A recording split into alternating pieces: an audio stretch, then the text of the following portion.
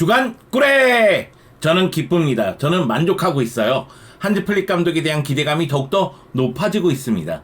한지 플릭 감독의 바르셀로나가 드디어 모습을 드러냈죠. 바르셀로나는 현재 미국 투어 중인데 미국 투어에서 맨체스터 시티와 레알 마드리드를 상대했습니다. 맨시티를 상대로는 2대2 무승부 끝에 승부차기에서 승리를 거뒀고요. 레알 마드리드와의 엘 클라시코에서는 2대1로 승리를 거뒀죠.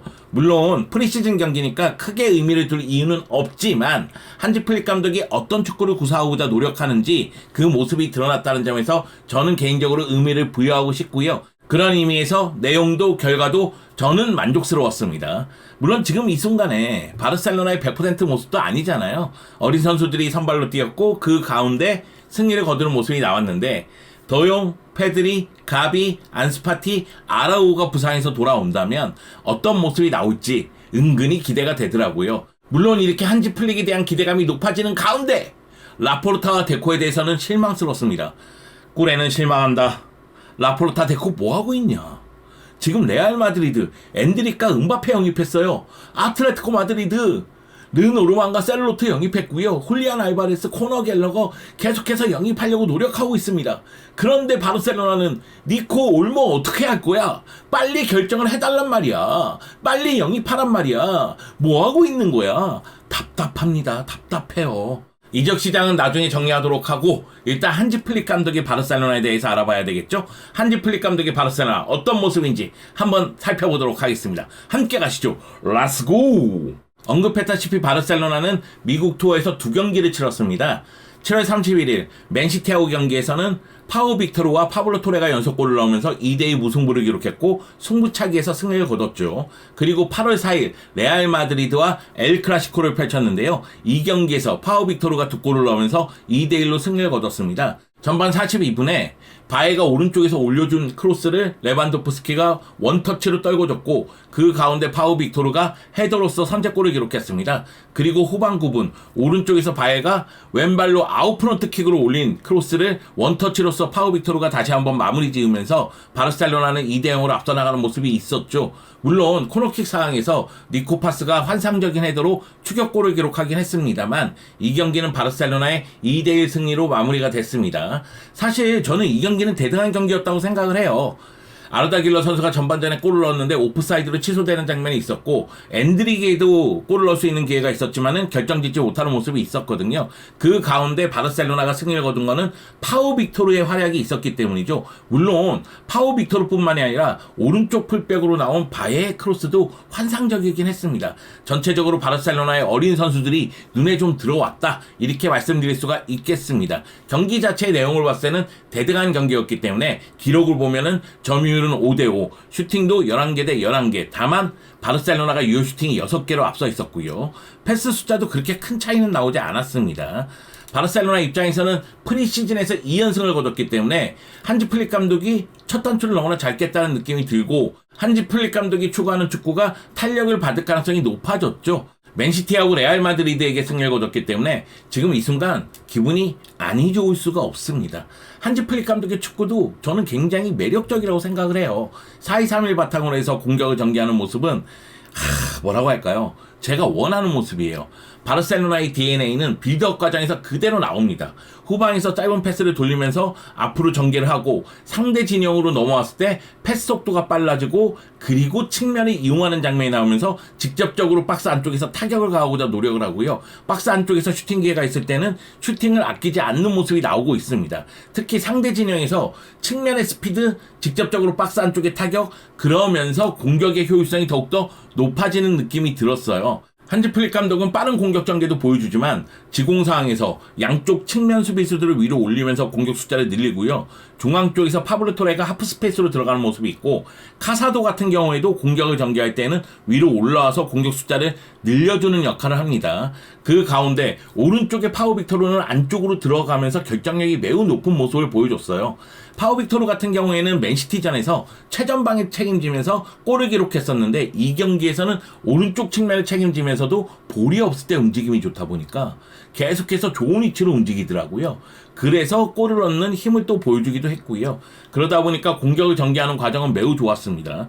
다만 맨시티전도 그렇고 이 경기도 그렇고 수비 시에는 4-4 형태가 되면서 미드필더 라인과 수비 라인 사이의 간격을 최대한 좁혀요. 그러다 보니까 수비 라인이 밑으로 내려갔을 때 박스 안쪽의 숫자가 늘어나면서 공간을 안 주는 모습이 나왔거든요. 사실 한지 플릭 감독은 맨시티전 끝나고 나서도 수비 라인이 너무 내려왔다, 생각했던 것보단 너무 내려왔기 때문에 이 부분에 대해서는 수정 보완할 것이라는 이야기를 했는데, 수비하다 보면은 전체적으로 라인이 내려가는 상황이 발생을 하고 그 가운데 공격을 전개할 때 좀 어려움을 겪는 모습도 있었습니다. 그래서 공격을 전개할 때는 파워 빅토르, 파블로 토레 같은 선수들, 그리고 측면 수비수인 발데 바에가 눈에 들어왔고요.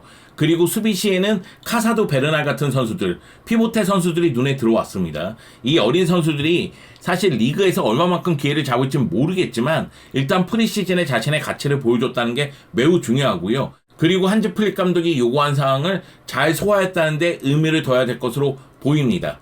경기 끝난 다음에 한지 플릭 감독이 인터뷰를 보면은 나는 엘 클라시코의 중요성을 알고 있었다. 즉 평가전이지만 엘 클라시코다. 엘 클라시코의 중요성을 알고 있었기 때문에 승리하고 싶었고 승리했다는 얘기죠. 첫 경기가 끝난 뒤 맨시티전이죠. 너무 깊게 수비하는 것은 문제가 될 것이라고 지적하며, 이 얘기는 뭐냐면 맨시티전에서도 수비 라인이 너무 밑으로 내려오더라고요.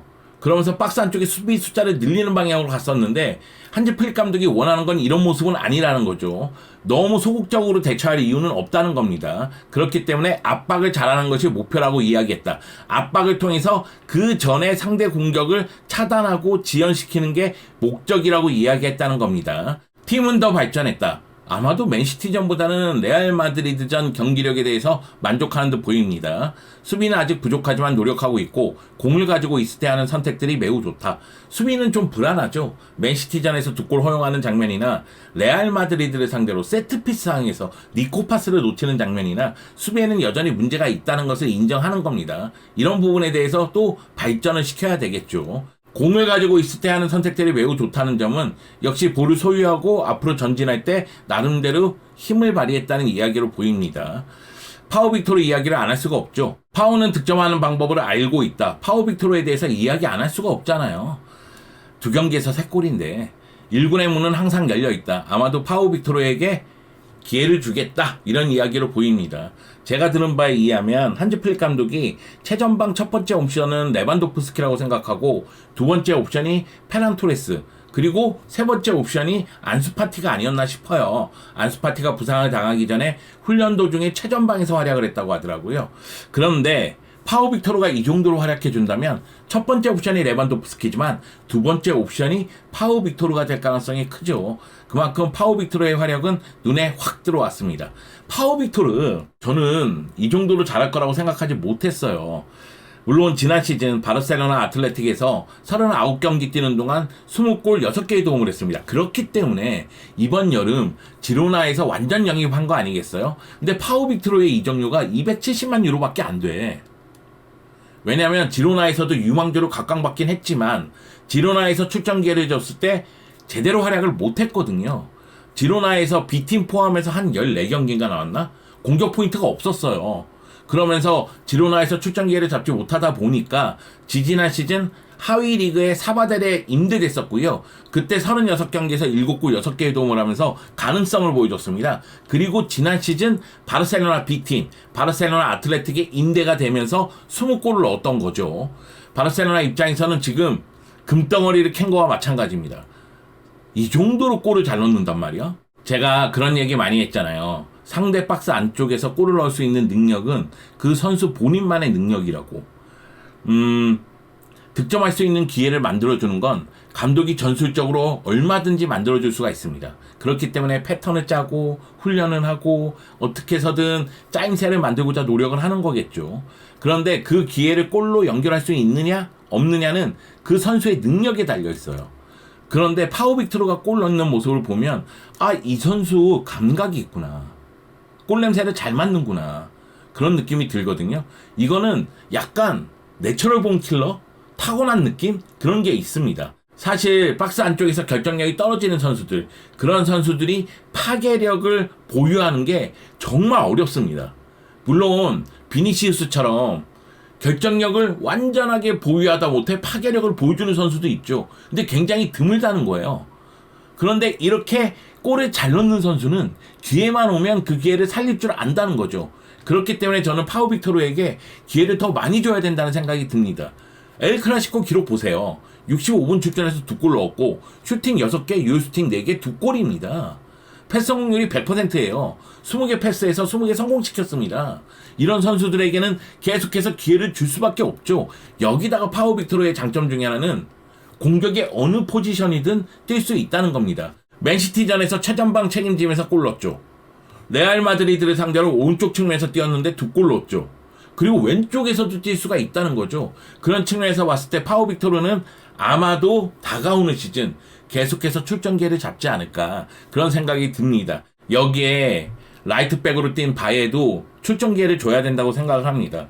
왜냐하면 액토르 포트 같은 경우에는 승격이 됐죠. 그래서 다가오는 시즌에 활용이 될 것으로 보이는데 액토르 포트는 라이트백이지만은 레프트백으로 뛰면서 좋은 모습을 많이 보여줬고요. 그리고 바에 같은 경우에는 레프트백인데 프리시즌에 라이트백으로 지금 활약을 하고 있거든요. 그 가운데 왼발이 번뜩이는 장면이 계속 나온다는 거죠. 이런 선수들에게는 기회를 줘야 되고 그리고 바르셀로나는 측면 수비의 두께를 좀 두텁게 가져갈 필요성도 있다는 거죠. 사실 맨시티전에서 오른쪽 윙어로 나온 훌리안 아라우오 라이트백이잖아요. 근데 너무 실망스러웠거든요.